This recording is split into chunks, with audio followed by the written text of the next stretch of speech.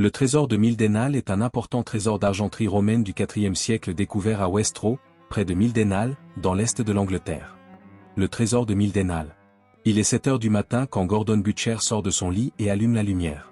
Pieds nus, il va à la fenêtre, ouvre le rideau et regarde à l'extérieur. Il pousse un soupir de soulagement, il ne neige pas, il va pouvoir aller travailler. Non loin, malgré la nuit, il distingue les autres pavillons de ce quartier populaire Mildenhall, petite ville du Suffolk, à l'ouest de l'Angleterre. Il entr'ouvre la vitre. Il y a beaucoup de vent, ce qui n'est pas habituel si tôt le matin, et la température est glaciale. C'est une sale journée quand même. La femme de Gordon s'est levée à son tour. Elle vient de le rejoindre à la fenêtre. Ensemble ils écoutent la bise qui souffle par rafales. Son mari répète. « Sale journée ?» Elle hausse les épaules. « Ne te plains pas, on est ensemble. Pense aux autres. » Effectivement, Gordon Butcher, 38 ans, fait partie des privilégiés qui sont restés au foyer, en ce mois de janvier 1943. C'est la guerre, mais les autorités ont estimé que Gordon, qui est agriculteur, exerçait une activité indispensable à la nation et il n'a pas été mobilisé. Madame Butcher quitte la fenêtre. Elle se rend dans la pièce voisine et se penche sur le lit de leur fille de 6 ans. Puis, elle va réveiller leurs 2 autres enfants plus âgés et descend préparer le petit déjeuner. Quelques minutes plus tard, Gordon Butcher traverse les rues de Mildenhall sur sa bicyclette. Il a mis son paletot et son blouson de mouton, une casquette et des gants complètent l'ensemble. Gordon Butcher est un agriculteur un peu particulier, il ne possède pas de terre. Son seul bien est un tracteur, un engin relativement peu répandu, en ce début des années 1940. Il l'a acquis en économisant sou par sou et, depuis, il loue ses services pour les travaux des champs. Et il est très demandé, car c'est un laboureur chevronné. Pédalant avec ardeur contre le vent contraire, il traverse les faubourgs de Mildenhall et pénètre dans la lande marécageuse qui forme l'essentiel du Suffolk. Le jour se lève peu à peu, un jour gris et brumeux, le ciel est très bas. Gordon Butcher répète les premiers mots qu'il avait prononcés après s'être levé, « sale journée ». Gordon Butcher parle souvent tout seul. Il a contracté cette habitude à force de travailler sans la moindre présence humaine, 10 heures par jour et 6 jours par semaine. C'est pas trop tôt, j'allais mourir de froid. Il est enfin arrivé dans le village de Westrow, une agglomération triste et sans caractère, comme toutes celles de cette campagne laborieuse. Après l'avoir traversée, il s'arrête devant une ferme massive bâtie au milieu de plusieurs granges et hangars. C'est là qu'habite Sidney Ford, un important propriétaire terrien. Gordon Butcher travaille pour lui depuis plusieurs jours. Il a laissé son tracteur dans une de ses granges et vient le récupérer pour partir travailler. Comme d'habitude, celui-ci démarre au quart de tour et l'agriculteur gagne son lieu de travail sans encombre. Après avoir labouré plusieurs champs appartenant à Ford, il se rend sur une autre de ses terres, appelée Tistley Green. C'est une parcelle d'un peu plus de 10 hectares, située sur un plateau. Par temps clair, on peut y voir la mer au loin. Il arrive sur place, après un quart d'heure de route. En débouchant sur les lieux, il est frappé par la violence du vent. Comme à son habitude, il tient tout un discours sur les épreuves qui l'attendent, puis, pense à ceux qui ont son âge et qui sont en train de se faire tuer. Il se tait et se concentre sur son labeur. Sa tâche est délicate. Les années précédentes, le champ était planté en blé et il reste encore les chaumes de la dernière moisson.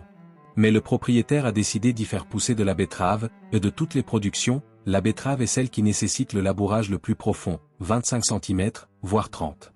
Si la terre est retournée de manière trop superficielle, la récolte sera médiocre. Gordon Butcher règle minutieusement sa charrue et se met en action avec application. Il avance lentement, de manière parfaitement rectiligne, laissant derrière lui des bourrelets de terre luisante, qui remplacent les chaumes. À midi, un tiers du champ est retourné et il s'arrête pour manger son casse-croûte. Il prend soin de s'installer derrière une des grosses roues du tracteur, du côté opposé à la mer et au vent et, après son repas, ponctué de son habituel monologue, il reprend son travail. Vers 3 heures de l'après-midi, un incident se produit. Gordon ressent derrière lui un choc, ponctué d'un bruit sourd. Il arrête le tracteur et met pied à terre. Il est surpris, car Tistley Green n'est pas un sol caillouteux, comme beaucoup d'autres champs. D'ailleurs, c'est lui-même qui l'a labouré l'année précédente, pour y planter du blé, et il n'a pas rencontré d'obstacle. Mais les sillons étaient moins profonds. Butcher s'agenouille près de la charrue et se met à creuser. Il sent un objet solide devant le soc. Il continue à extraire la terre et à agrandir le trou. Il doit savoir à quel obstacle il a affaire. S'il est de petite taille, il pourra l'enlever à la main, mais s'il s'agit d'un tronc d'arbre, il devra retourner chez Sidney Ford, pour prendre une bêche. Mais ce n'est pas un tronc d'arbre. Après avoir retiré une dernière motte de terre, il aperçoit la courbe d'un disque. Bon sang, qu'est-ce que c'est? Il frotte l'objet de ses doigts gantés et voit apparaître une couleur verdâtre. Il s'agit d'un objet en métal enfoui depuis longtemps. Gordon Butcher n'en est pas autrement étonné. Dans le Suffolk, en particulier, aux environs de Mildenhall, on retrouve assez souvent des objets anciens, des pointes de lance en silex, des armes en fer, des poteries et divers objets datant de l'époque romaine. D'après ce qu'on dit, c'est la partie de l'Angleterre qui était la plus peuplée, pendant la préhistoire et l'Antiquité. Gordon Butcher décide quand même de tout arrêter et de retourner chez Ford.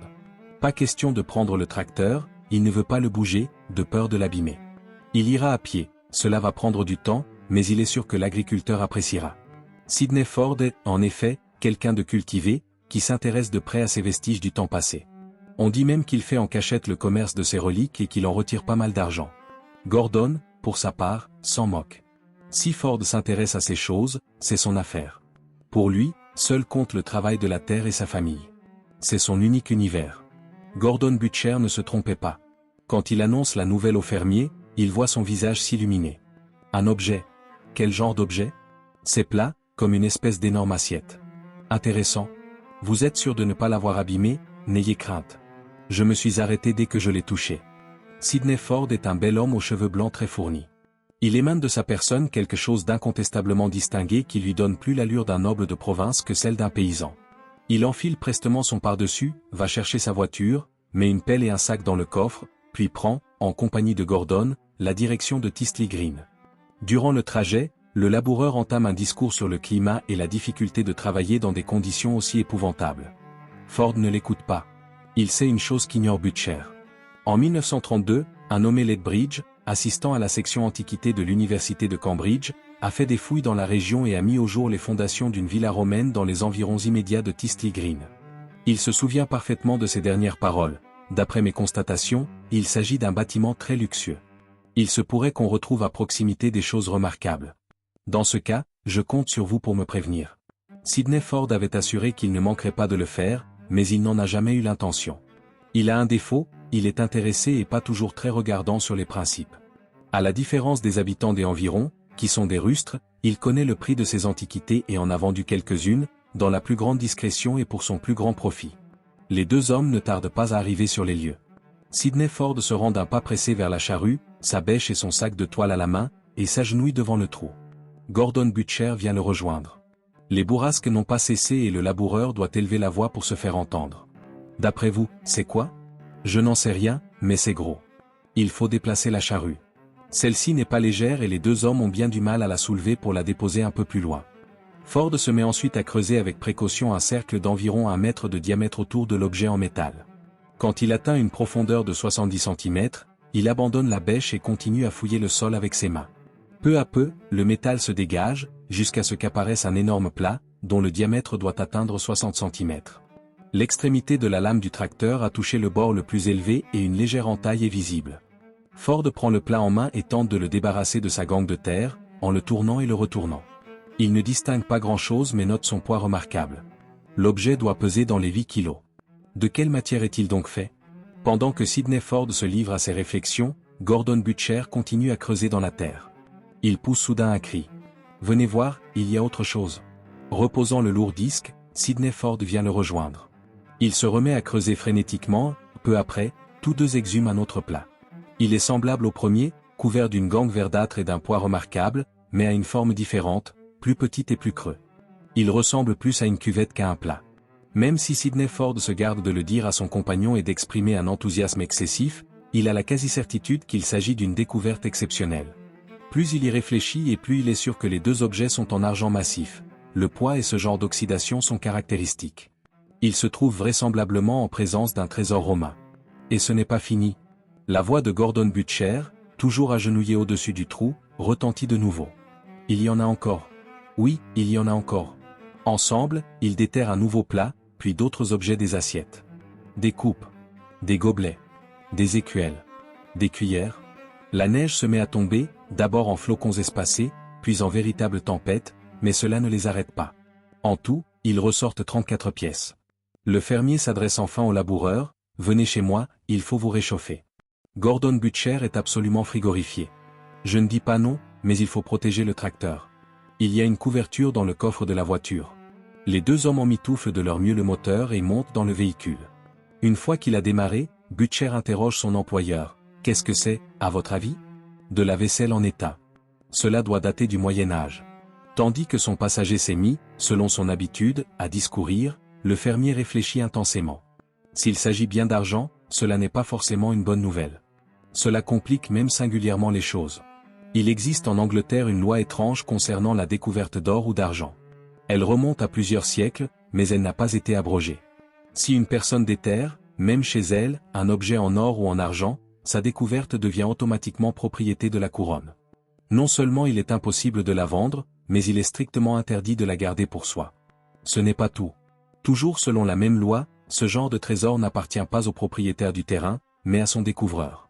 Une fois que celui-ci a remis sa trouvaille aux autorités, elle est estimée et il reçoit un dédommagement équivalent à sa valeur. Sur tout ce qu'ils viennent de déterrer, Sidney Ford n'a donc droit à rien. Tout devrait revenir à Gordon Butcher, qui pourrait en retirer une petite fortune, si ce n'est une fortune tout court. À condition, bien sûr, que le trésor soit déclaré, puis remis aux autorités, ce que Ford n'a aucune envie de faire. Reste Butcher, mais l'homme est naïf, il ne devrait pas être trop difficile de le mystifier. Une fois parvenu à la ferme, Gordon Butcher et Sidney Ford ont une brève conversation. Gordon questionne à nouveau le propriétaire du champ, désignant le sac et le grand plat. « Qu'est-ce que vous allez en faire? Je vais essayer de les astiquer, mais à mon avis cela ne vaut pas grand-chose. Il n'empêche que j'ai perdu une demi-journée dans cette affaire. Je vous dédommagerai. Si c'est ça, il n'y a rien à dire. » Et Gordon Butcher rentre chez lui à vélo, en promettant de revenir le lendemain, s'il ne neige pas. De retour chez lui, il se débarrasse de ses vêtements mouillés et va se sécher devant la cheminée. Sa femme l'interroge, tout en lui préparant un thé chaud. « Comment ça s'est passé? Mal. Je suis tombé sur des vieilleries et j'ai perdu des heures à les sortir de terre. » Quel genre de vieillerie? De la vaisselle en étain du Moyen Âge, à ce qu'a dit Ford. Il l'a gardée pour lui. Tu sais qu'il aime ce genre de choses. Et ton temps perdu? Il m'indemnisera. Madame Gordon Butcher ne réplique rien. Le couple oublie la chose et n'y pensera plus durant des années. Pendant ce temps, Sidney Ford fait ce qu'il a dit à Gordon Butcher, il astique les trouvailles. Il pose le grand plat sur la table de la cuisine, va chercher un flacon de produit pour l'argenterie, de la marque Silvo, et commence son travail avec ardeur. La couche verdâtre est vraiment épaisse. Ce n'est qu'au bout de plusieurs heures et après avoir utilisé la totalité du flacon, qu'il peut dégager quelques centimètres carrés de la surface d'origine. Il se penche tout près et pousse un cri, de l'argent. Aucun doute n'est possible, cet éclat ne peut pas tromper, toutes les pièces sont en argent massif. Il va soulever le sac où il a entassé le reste des objets, il pèse très lourd. Avec le grand plat, cela fait des dizaines de kilos. C'est bien un trésor qu'il a retiré de terre. Le lendemain, il se précipite chez le droguiste de West Row et lui achète 2 flacons de Silvo. Il n'a pas voulu en prendre plus pour ne pas attirer l'attention, une fois rentré chez lui, il s'acharne sur la petite surface propre, afin de l'agrandir. Le soir est déjà tombé lorsqu'il pousse un second cri de surprise, quelle merveille! Le plat n'est pas lisse, comme il l'imaginait, mais ciselé. La figure d'un homme barbu vient d'apparaître, sans doute un dieu antique. La facture est d'une précision et d'une beauté admirables. Si tout le plat et le reste des pièces sont décorés de la même manière, c'est un ensemble fabuleux qu'il a en sa possession. Dès lors, toute la vie de Sidney Ford s'organise autour du trésor de Tistley Green. Il ne veut pas se fournir en Silvo à West Row, ni même à Mildenhall, ce serait donner l'alerte. Les gens sont médisants, il y en aurait bien un pour parler et il verrait débarquer la police chez lui. Non, c'est à Londres qu'il va acheter des flacons de Silvo par dizaines. Et il en faut des flacons. Malgré un travail quotidien et acharné, il ne met pas moins de 4 mois pour venir à bout du plat. Mais le résultat dépasse ses espérances. La tête figurant au centre est celle de Neptune, avec des dauphins dans sa chevelure et des algues mêlées à sa barbe. Tout autour de lui, des nymphes et des monstres marins s'ébattent. Un peu plus loin, d'autres divinités boivent et festoient. Bacchus, dieu du vin, est entouré des Ménades, ses adeptes féminines, nues et échevelées. Hercule, complètement ivre, est soutenu par 2 satyres, sa peau de lion tombée de ses épaules. Le dieu Pan fait danser, en jouant de sa flûte, une chair à tête humaine. Et, tout au long de la bordure, se déroule une frise, avec des humains et des animaux. C'est un chef-d'œuvre de l'art romain. Émerveillé, Ford entame le nettoyage des autres pièces. Il lui faut encore des litres de Silvo et pas moins de 2 ans pour terminer sa tâche. Fin décembre 1944, tous les éléments du trésor, les assiettes, les coupes, les gobelets, les écuelles et les cuillères, ont retrouvé leur splendeur. Ils sont décorés de motifs ciselés, plus beaux les uns que les autres. Au début de sa restauration, Sidney Ford pensait que le trésor de Tistley Green méritait le qualificatif de fabuleux, mais c'est le mot unique qui convient. Nulle part, à sa connaissance, il n'existe un pareil ensemble de vaisselle romaine décorée. Mais cela lui pose évidemment un problème. Vendre ces merveilles, il n'en est pas question. Elles sont d'un prix inestimable et ne peuvent intéresser que des milliardaires, qu'il serait bien en peine de rencontrer. De toute manière, il ne veut pas jouer à ce jeu-là. Ce serait du vol à grande échelle et il n'est pas un voleur. Alors, quelle conduite adopter? Le simple fait de garder ces pièces est un délit, qu'aggrave encore leur caractère exceptionnel. Il devrait normalement aller au commissariat de 1000 dénals pour les déclarer. Il ne peut, malgré tout, s'y résoudre. Elles sont trop belles, il s'y est trop attaché. Il les enferme finalement dans un buffet, dont il conserve la clé sur lui. Il sait qu'un jour ou l'autre, il devra prendre une décision, mais il en est pour le moment incapable. Cloîtré chez lui, avec un trésor qui ferait rêver les musées du monde entier, il attend. Le temps passe donc, sans que la situation change. Ce n'est qu'en 1946, juste après Pâques, que les événements se précipitent. Ce jour-là, le docteur Hugh Alderson Fawcett se présente chez Sidney Ford. C'est un archéologue averti avec qui le fermier entretient les meilleurs rapports. Il lui a plusieurs fois vendu des objets anciens qu'il avait découverts lui-même ou qu'on lui avait apportés. Mais la guerre est arrivée, à la différence de Sidney Ford, le docteur Fawcett a été mobilisé. Aujourd'hui de retour dans la région après une longue absence, il vient faire une surprise à son ami. Ce vieux Hugh, quelle joie de vous revoir. Après d'émouvantes retrouvailles, les deux hommes entament la conversation. Ford pose quelques questions au docteur sur les événements qu'il vient de vivre. Celui-ci répond brièvement et change de sujet. Il faut oublier tout cela. Parlons de notre passion commune. Je suis sûr que vous avez fait des trouvailles formidables pendant mon absence. Sidney Ford a un sursaut. Il réplique aussi naturellement que possible, pas plus que d'habitude. Vous avez bien 2 ou 3 choses à me proposer. Le fermier va chercher un carton, dans lequel il a rangé quelques pièces préhistoriques, principalement des pointes de flèches. Le docteur Fawcett les considère les unes après les autres et en choisit 2, parmi les plus belles. Ils sont en train de discuter du prix, lorsqu'il s'exclame. Bon sang! Qu'est-ce que c'est? Fawcett vient d'apercevoir, sur la table d'à côté, 2 cuillères en argent. Un autre que lui aurait pensé qu'elle faisait partie de la vaisselle de la maison. Mais le docteur a tout de suite reconnu des objets antiques. En un bond, semblable à celui d'un fauve, il s'empare des cuillères et reste un long moment à les contempler, les mains tremblantes. Puis, il prend la parole, bouleversé. Ce sont des objets chrétiens. Il y a le monogramme du Christ et 2 prénoms féminins, Passantia et Papitedo. À mon avis, ce sont des cadeaux de baptême à des petites filles. Hugh Alderson Fawcett regarde son interlocuteur. Il s'exprime, cette fois, d'une voix terrible. Où les avez-vous trouvés? Sidney Ford pousse un profond soupir. Il était en train d'admirer ses cuillères, quand le docteur est arrivé, et n'a pas eu le temps de les cacher. Mais dans le fond, il est soulagé. Il fallait bien que tout cela se termine un jour. Il prend sa clé et va ouvrir le buffet. Je les ai trouvés à Tistley Green, avec le reste. Regardez. Un éclat argenté envahit la pièce et Sidney Ford regrette aussitôt de ne pas avoir fait preuve de plus de précaution. Le docteur Fawcett est tombé à genoux. Il se tient la poitrine, la bouche ouverte, cherchant de l'air. Le fermier croit qu'il va mourir d'une crise cardiaque. Mais il se relève et balbutie. Mon Dieu! Quelques heures plus tard, les 2 hommes sont au commissariat de 1000 dénals, pour déclarer le trésor. La machine administrative se met en marche. Gordon Butcher ne tarde pas à être convoqué par les enquêteurs. Il a beaucoup de peine à comprendre ce qu'on lui veut. Comment cette trouvaille sous la neige peut-elle avoir une telle importance? Il est surtout inquiet et se demande comment tout cela va se terminer. Quant aux experts qui examinent les pièces, désormais propriété de la couronne, ils sont formels, il s'agit du plus bel ensemble d'argenterie romaine jamais retrouvé en Grande-Bretagne et peut-être dans le monde. Le British Museum s'en porte immédiatement acquéreur. Et, le 1er juillet 1946, un procès inédit s'ouvre devant le tribunal de 1000 dénals. Côte à côte, au premier rang, Gordon Butcher et Sidney Ford affichent une mine soucieuse. Le premier, parce qu'en dehors des champs et de sa famille, il ne se sent à l'aise nulle part, et surtout pas dans une salle de tribunal. Les enquêteurs ont eu beau lui affirmer qu'il ne risquait rien, bien au contraire, il est plus que jamais inquiet. Sidney Ford, lui, a des raisons de se faire du souci. À la différence de Gordon Butcher, les policiers ne l'ont pas ménagé. Il sait très bien qu'il risque d'être condamné pour recel, voire pour vol. Et un vol de cette importance, cela peut chercher loin. C'est d'ailleurs lui qui est le premier sur la sellette. Tout comme les policiers, le président l'interroge sans indulgence. Expliquez à la cour comment vous avez pu garder plus de 3 ans une fortune qui appartenait à l'État. J'ai cru que c'était de l'État, votre honneur, et l'État n'est pas visé par la loi. Vous ne faites pas la différence entre l'argent et l'État? Je suis un fermier, pas un spécialiste en métaux.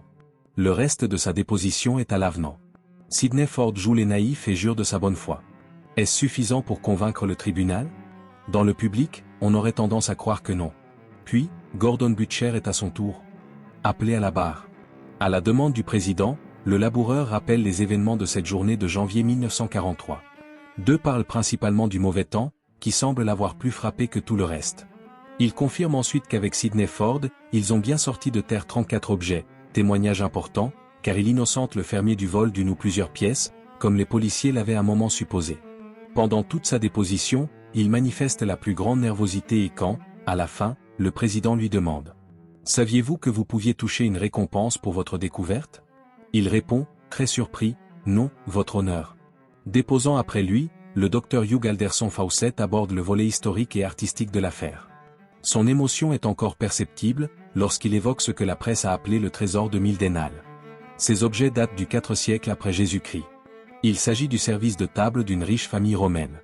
Il a sans doute été enterré par les propriétaires, au moment de l'attaque des Pictes, en 365. Ils espéraient le récupérer après, mais ont dû être tués lors de l'invasion. D'autres experts soulignent l'extraordinaire qualité de travail d'orfèvrerie et confirment que les pièces proviennent d'Italie, de Grèce ou d'Égypte. Les juges se retirent. Le moment du verdict est arrivé et il surprend tout le monde. Aucune charge n'est retenue contre Sidney Ford. Au contraire, il est considéré comme co-découvreur du trésor avec Gordon Butcher, à ce titre, a droit à la même récompense. Seulement, comme la déclaration a eu lieu plus de 3 ans après les faits, les deux hommes ne toucheront que 1000 livres chacun. À l'énoncé de la sentence, Sidney Ford éprouve un profond soulagement. Quant à Gordon Butcher, qui se serait retrouvé riche à millions si les choses s'étaient passées normalement, il quitte la salle en répétant à la ronde « C'est le plus beau jour de ma vie ». Aujourd'hui, le trésor de 1000 dénals est exposé en bonne place au British Museum où il suscite l'admiration des visiteurs pour sa beauté sans pareille. Mais si vous avez l'occasion d'aller le voir, pensez aussi aux circonstances de sa découverte. Elles aussi ne sont pas ordinaires. Merci infiniment d'avoir regardé cette vidéo jusqu'au bout. Si cette histoire vous a plu, n'oubliez pas le petit pouce. À bientôt pour une prochaine vidéo.